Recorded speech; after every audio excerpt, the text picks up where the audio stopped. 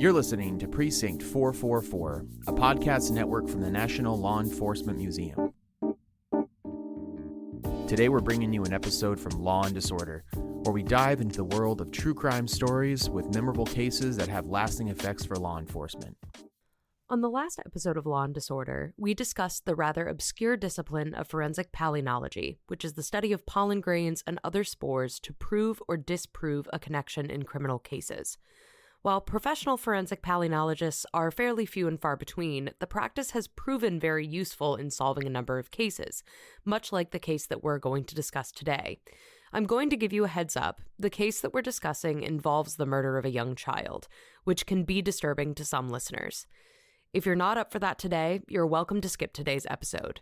We're going to be talking about the case of Baby Doe, who was a 2-year-old child found on the coast of Deer Island in Boston, Massachusetts. Forensic palynology led to the first break in her case, which led investigators to both her identity and her killer. Fortunately, this case has been solved, but it's worthwhile to note the tragedy of that case that we are going to discuss. So to provide you with a quick recap from last time, forensic palynology uses the study of pollen to prove or disprove connections in a case, especially when connecting specific locations connected to a crime. Pollen can be such a useful tool for forensic investigations because of its durability. Pollen grains are essentially a plant's reproductive cell, and in order to further its species, that pollen has to survive the journey from one plant to another. But along the way, pollen grains will find themselves caught in the soil, or on our clothing and in our hair, among other places. And if we're lucky enough to take some of that pollen home with us, it will remain in our hair, on our clothing, etc. for a very long time. Pollen grains are so durable that they can survive multiple cycles in a washing machine, so they will linger far longer than one may expect. But not only is pollen's durability important to its use in forensic investigations, the main benefit is pollen's regional nature. Certain types of plants are more prevalent in certain parts of the world, and each of these plants have their own unique types of pollen. I mentioned in the last episode that when a forensic palynologist is sent out to a crime scene, they will collect pollen samples from the scene and also collect images, or even pollen samples from plants that are found nearby or around the scene. That way, if pollens are found at the crime scene and they match the ones that are nearby, we know that it's likely that the crime occurred in that area. However, if the samples were not a match, it's likely that there's another location that investigators would need to track down that may be part of the case. And it is also worth noting that while forensic palynology is a very useful tool in an investigator's arsenal, especially when the pool of leads is drying up and it comes time to think outside the box, it remains evidence that is not admissible in court, just like a polygraph examination. But just because something isn't admissible in court doesn't mean it lacks merit in an investigation. As you're going to see in this case that we're about to discuss, forensic palynology can help revive cases that have investigators stuck. On June 25th, 2015, a woman was walking her dog on Deer Island, right outside of Boston, Massachusetts, and she came across the body of a young, unidentified girl. The Boston Police Department was called to the scene, and they brought along cadaver dogs to search for additional remains, wondering whether this was a one-off incident or a killer's dumping ground. The only remains at the scene belonged to that of the young girl. She appeared to be around 2 years old at the time of her death. She had brown hair and brown eyes, and she had been dressed in white pants with black polka dots and wrapped in a garbage bag that contained a zebra print blanket. From the state of the body, investigators were unsure how long the child had been deceased, but they believed that her death could not have occurred long before she was discovered. There was nothing at the scene that could lead investigators to the girl's identity, so they decided to refer to her as Baby Doe until they could get a positive ID. Just as any other case where unidentified remains are found, there are a few questions at the front of investigators' minds. First, who is this victim and how can we identify them? Identifying a victim, especially a victim this young, can be done in a number of ways. Baby Doe's body was already experiencing some level of decomposition, beyond the point that a visual identification could really be made. During an autopsy, fingerprints of the deceased are often taken. However, considering the amount of decomposition and the moist environment in which the body remained until it was found, Baby Doe's fingerprints were of no help to investigators. DNA samples were taken, but a child this young isn't going to show up on any of the crime databases that we would have DNA stored, so it would really come up pretty fruitless. And the Boston Police Department called upon the aid of the National Center for Missing and Exploited Children, who were able to generate a digital composite of what Baby Doe would have looked like in life.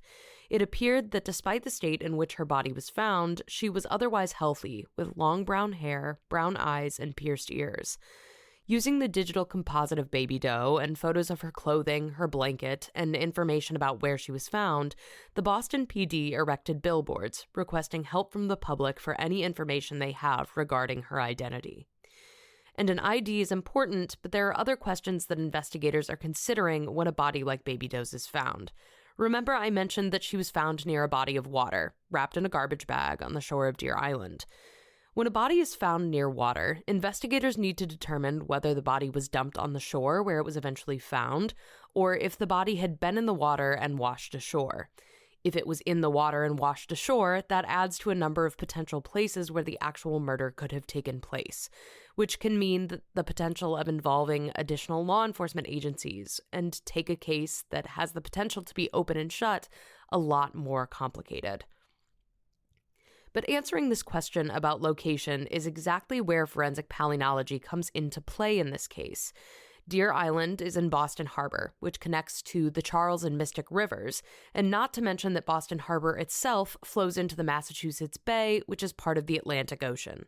There are a lot of different geographical locations along that coastline, which all come with their own unique topography, which means they come with their own unique plants.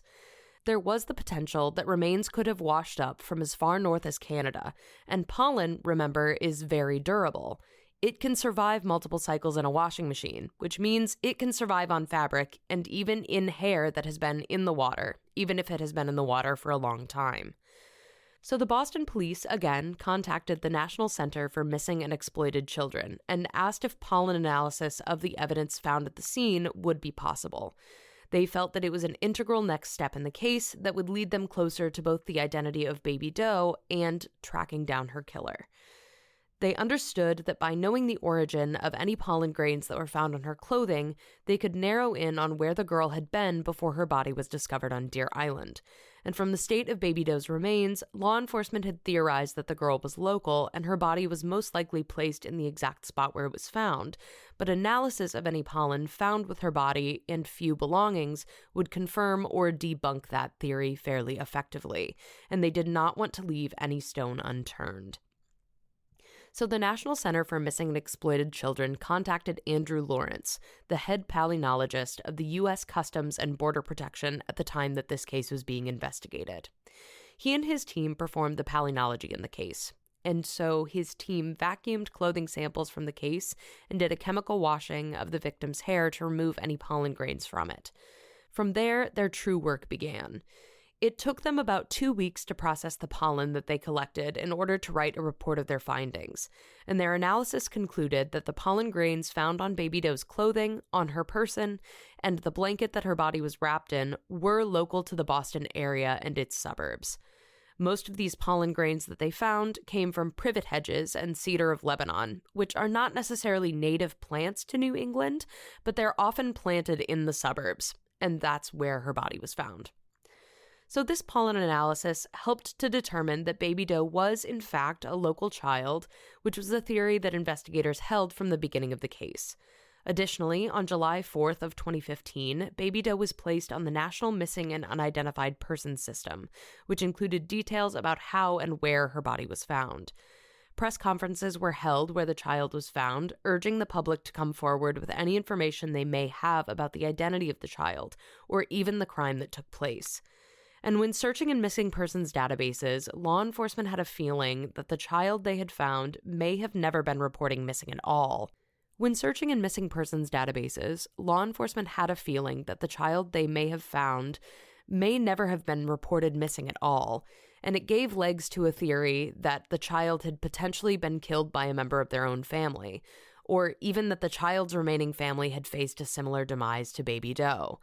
All of these scenarios are incredibly chilling. And until Baby Doe was ultimately identified, over 200 potential identifications were ruled out in the case. Luckily, some of those 200 potential identifications were actually found alive and safe. But then, in September of 2015, Baby Doe was finally given a name, Bella Bond, a 2-year-old girl from Dorchester, Massachusetts.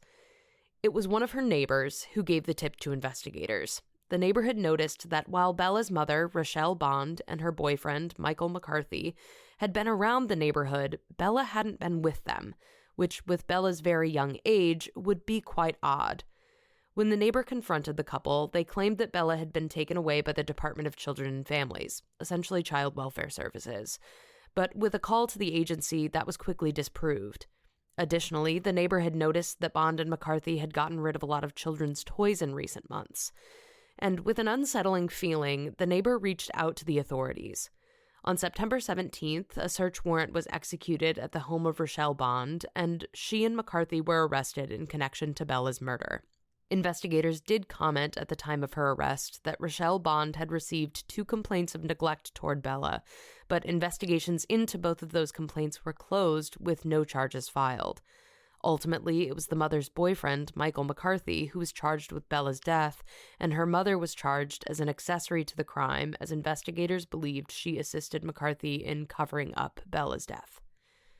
McCarthy was found guilty of second-degree murder and charged with a life sentence, and he'll be eligible for parole in 2037.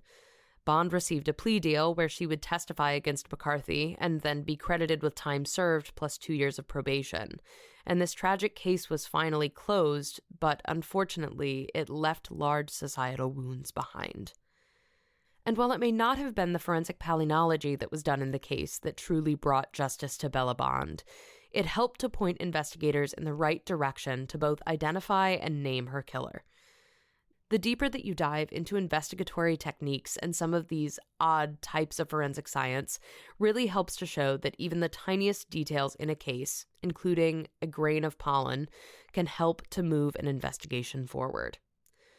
So we hope that you've enjoyed our overview of forensic palynology. If you know of any other obscure areas of forensic science that you'd like to see us tackle in future episodes, let us know. You can actually email us at precinct444@nleomf.org. And as always, you can find previous episodes of Law and Disorder and other Precinct 444 shows on our website, lawenforcementmuseum.org, or wherever you get your podcasts. I'd also like to thank Chris Mitchell for editing today's episode, and we can't wait to see you back at the Precinct in 2024.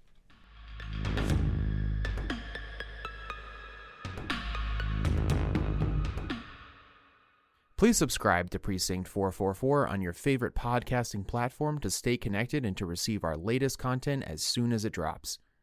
We would love to hear from you. Send in your questions, comments, and feedback to precinct444@nleomf.org.